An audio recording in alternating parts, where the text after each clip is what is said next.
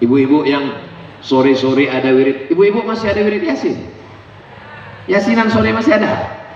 Alhamdulillah. Di tempat lain sudah punah, sudah jadi dinosaurus, nggak ada lagi, sudah meninggal semua orangnya. Alhamdulillah masih ada tahsin namanya. Tadi sudah disebutkan Kiai guru kita Kiai Haji Dr. Muhammad Sabran Zayan. Maka perbaiki ini. Non mati ketemu dengan kop, nanti anaknya pulang nanya, mama, kalau non mati ketemu dengan kop gimana? Kopnya lari karena nonnya udah mati. Min qab, banyak namanya qalqalah, laikum la'a, a-nya di dalam, qalqab min qab, qabnya di dalam qab. Enggak sama seperti bahasa Indonesia. Bahasa Indonesia antara qab dengan kaf enggak ada beda. Kamu dari mana? Saya dari kali. Enggak apa-apa, enggak ada beda. Tapi kalau dalam bahasa Arab, oh salah. Qul huwallahu ahad. Qul, katakanlah Allah itu esa. Tapi kalau kau baca pakai kaf, qul, makanlah Allah itu. Qul huwallahu ahad. Allahu.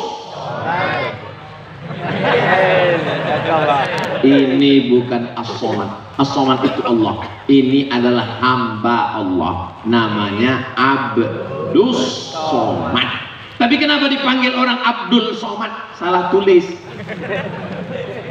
Abdus Somad. Saudara yang dimuliakan Allah Subhanahu wa taala, ada idgham, ada ikhfa, ada izhar, ada gunnah, ada bila gunnah, ada qalqalah. Dulu orang menyebutnya tajwid, sekarang banyak tahsin. Nggak usah kelahi gara-gara itu. Kelahi antara tahsin dan tajwid. Yang benar itu tajwid, yang benar itu tahsin. Kelahi antara tajwid dan tahsin, padahal maknanya podo sami mawon, sem-sem. Tajwid jawwada yujawwidu tajwidan, jayyid, memperbaiki. Tahsin hasana yuhassinu tahsinan, membetulkan, memperbaiki bacaan. Mau tahsin, mau tajwid, serahkan kepada ahlinya. Yang penting bacaannya benar. Kelahi antara tahsin dan tajwid. Tahsin yang benar, tajwid yang benar. Untung aku nggak belajar. Kalau belajar jadi kelahi kan, mendingan nggak usah belajar. Maka ini penting sekali. Alhamdulillah, setelah mendengar anak-anak kita membaca, ini tidak ada dalam bahasa Indonesia. Mimma razaq, nggak ada dalam Indonesia. Kamu mau kemana, Bu? Mau beli? Nggak ada. Dalam bahasa Arab ada panjang, ada pendek, ada matnya. Dalam bahasa Indonesia nggak ada.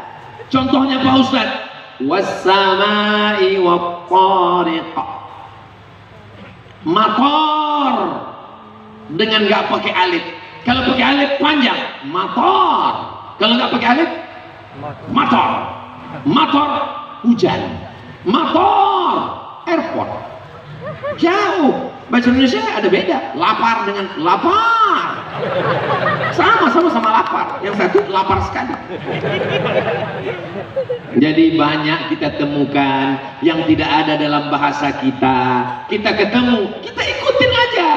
Ini namanya mad, ini namanya waqaf, ini namanya ibtida, ini namanya idgham, ini namanya ikhfa, ini namanya qalqalah, ini namanya bila gunnah. Maka itu semua adalah, kalau kita baca dengan menahan nafas, maka insya Allah itu terapi supaya tidak stres. Kalau nggak percaya, baca dengan betul, gurunya benar, insya Allah. Ambil wudhu, stres, depresi, baca Quran. Allah mengatakan dalam Quran, wa nunazzilu minal Qur'ani ma huwa syifa. Kami turunkan Al-Quran ini sebagai syifa. Bahasa Arab yang namanya obat itu dua. Yang pertama syifa, yang kedua dawa. Kenapa Allah tidak mengatakan wa nunazzilu minal Qur'ani ma huwa dawa? Karena kalau dawa dimakan bisa sehat, bisa mati, bisa sembuh, bisa enggak. Tapi kalau syifa pasti diturunkan Allah Al-Quran sebagai syifa. Jadi kalau engkau susah hati, gundah gulana, baca Quran. Makanya di antara doa khatam Quran, Allahumma ja'alil Qur'ana rabi'a qulubina wa dhihaba huznina wa humumina wa humumina. Jadikan Al-Quran sebagai pengusir gundah gulana kesusahan kami. Jadi insya Allah ibu kalau punya anak penghafal Quran, masya Allah tabarakallah, beliau berhasil mengusir segala kesusahan-kesusahan kita insya Allah. Amin. Pertama mendengar, yang kedua membaca. Anak tangga yang kedua membaca. Saya ini orangnya nggak lancar Pak Ustadz. Justru makin nggak lancar pahalanya makin banyak. Karena kata Nabi, la aqulu alif lam mim harf. Alif lam mim tidak dihitung satu huruf.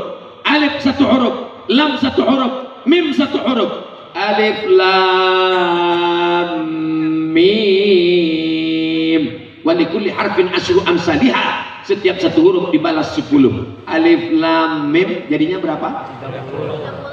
Kok 3? Memang kalau udah tengah malam ini payah hitung ya.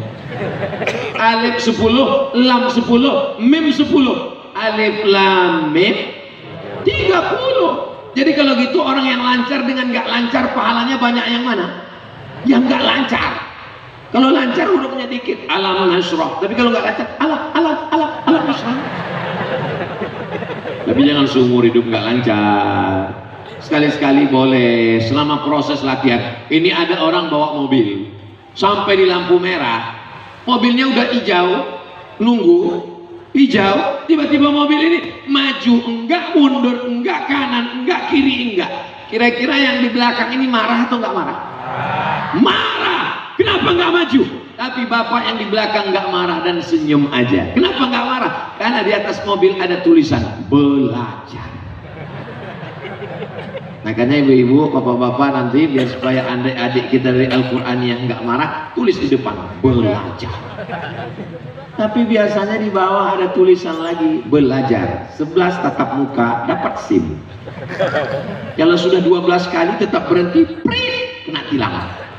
Nah, maka proses belajar ada masanya, ada limited, ada batasannya. Maka insya Allah selama proses belajar ini kita dimaafkan oleh guru-guru ustadz kiai kita dari Al-Quraniyah insya Allah. Tidak ada alasan untuk tidak bisa membaca Al-Quran. Kenapa? Karena sudah mendengar, naik kepada membaca. Zalikal, silakan baca Pak. Jalikal. Ada za, ada za, ada ja, ada wo, 4 yang mirip. Coba baca. Bismillahirrahmanirrahim. Ijazah. Ada za, ada za, ada wo, ada ja, 4 yang mirip. Ada sa, ada tha, ada sya, ada so, 4 yang mirip. Dan ada beberapa huruf yang tidak ada dalam bahasa Inggris. Tidak ada huruf a, tidak ada huruf ko, tidak ada huruf po, tidak ada huruf wo. Mana pernah orang Inggris berkata I love you? Maka ini kita pahami dengan baik. Latihan. Lalu setelah membaca, la aqulu man qara al-Quran, siapa yang membaca Quran wa yatatata, terbata-bata. Yang lain baca Quran lancar, dia baca Quran ya tak tak tak, ya tak tak tak artinya terbata-bata. Yang lain alif bata sajim haho, dia bata-bata bata-bata terbata-bata nggak selesai. Wa huwa anakisah, berat dia baca Quran. Lagu ajrani, dia dapat 2 pahala. Yang pertama pahala baca Quran, yang kedua kerja kerasnya yang luar biasa membaca Al-Quran. Bagaimana dia melafazkan huruf o, bagaimana dia melafazkan wa. Sadaqallahul azim, ghairil maghdubi alaihim waladdallin. Amin. La salata, tidak sah salat liman lam yaqra bi Fatihatil Kitab. Laki-laki gagah perkasa, bukan karena tubuhnya, bukan karena ototnya, tapi kalau bisa jadi imam. Betul adik-adik sekalian? Mereka menjadi imam. Saya kebetulan diundang tausiah di salah satu tempat sarapan pagi di hotel. Pas lagi sarapan datang ibu-ibu membawa anak gadis. Ustaz Abdul Somad ya? Enggak, mirip. Betul Ustaz Abdul Somad, iya siapa lagi? Emang ada orang selain ini? Ini pegawai saya dari kantor Pak Ustadz. Alhamdulillah. Dia lagi lagi cari imam Pak Ustadz. Saya khotib gitu. Mereka ini ingin mencari imam, dan imam itu semuanya ada di Al-Qur'annya.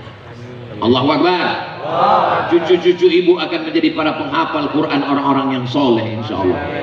Imamnya mereka yang akan membimbing. Jam 2 malam terdengar suara dari balik kamar, Bismillahirrahmanirrahim, Ar-Rahman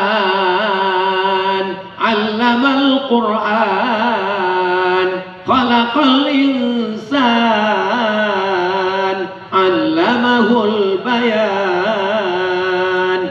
Masya Allah, kata si ibu, Papa, mantu kita lagi sholat dengan anak kita di samping. Emang kenapa? Kita udah 20 tahun nikah nggak pernah sholat di samping. Imam. Tiba-tiba di tes ini ada satu tetangga yang mau minang anak gadis. Saya mau jadi imam anakmu Pak. Oke, baca Al-Fatihah. Kok nggak bersuara? Mohon maaf Pak, saya baru seleksi imam zuhur sama asar. Masya Allah, tabarakallah. Di Al-Qur'annya imam subuh ada, imam zuhur ada, imam maghrib ada, imam tarawih ada, lengkap semuanya. Mereka menjadi imam-imam khatam Al-Quran 30 juz di malam-malam Ramadan. Istiqomah hendaknya anak-anak kita ini insya Allah. Amin ya Rabbal. Mereka adalah generasi Qur'ani. Pertama mendengar, setelah mendengar membaca. Setelah itu naik ke atas level yang ketiga, mulai memahami makna Al-Quran. Inilah yang disebut Kiai Dr. Muhammad Sobron Zayyad, membaca kitabku. Tafsir paling tipis ditulis oleh Imam Jalaluddin Al-Mahalli dengan Jalaluddin As-Suyuti. Namanya dua Jalalain. Disebut dengan kitab kuning. Kenapa kitab kuning? Kenapa disebut kitab kuning? Karena kertasnya warna kuning Pak Ustaz. Pergilah si anak ke Kairo, langsung ke toko buku, nyari kitab kuning. Dapat bukunya putih. Karena kertasnya putih. Kitab kuning istilah untuk kitab kutubut turas, buku-buku yang sudah berusia lebih dari 100 tahun, kitab-kitab klasik yang tua-tua, maka disebut dengan kitab kutubut turas. Penulis kitab Jalalain Imam Al-Hafiz Jalaluddin Abdurrahman As-Suyuti meninggal tahun 911. Sekarang sudah tahun 1444. 1444 kurang 911 sama dengan banyak. Umur kitab tafsir itu 500 tahun. Saya mau tafsir yang lebih banyak. Kalau cuma Jalalain tipis, saya mau tafsir yang tebal. Tafsir yang paling tua ditulis oleh Imam Abu Ja'far Ibnu Jarir At-Tabari, 24 jilid, 1 meter tebalnya. Dan ini tafsir bil ma'zur, diriwayatkan dari Sayyidina Muhammad sallallahu alaihi wasallam. Turun kepada sahabat Nabi yang didoakan Nabi. Apa kata Nabi? Allahumma faqihhu fid din wa 'allimhu ta'wil. Dalamkan ilmu agamanya, ajarkan dia tafsir Al-Qur'an. Dia adalah Abdullah bin Abbas. Abdullah bin Abbas punya murid namanya Ad-Dhahhak. Abdullah bin Abbas punya murid namanya Ikrimah. Abdullah bin Abbas punya murid namanya Mujahid. Abdullah bin Abbas punya murid Abdullah bin Abbas meriwayatkan sampai kepada imam yang disebut dengan Imam At-Tabari, Imam Abu Ja'far Ibnu Jarir At-Tabari, meninggal tahun 300-an Hijrah, dan sekarang umur kitab ini 1100 tahun. Kitab-kitab tua ini disebut dengan kutubut turas, kitab kuning, kitab klasik.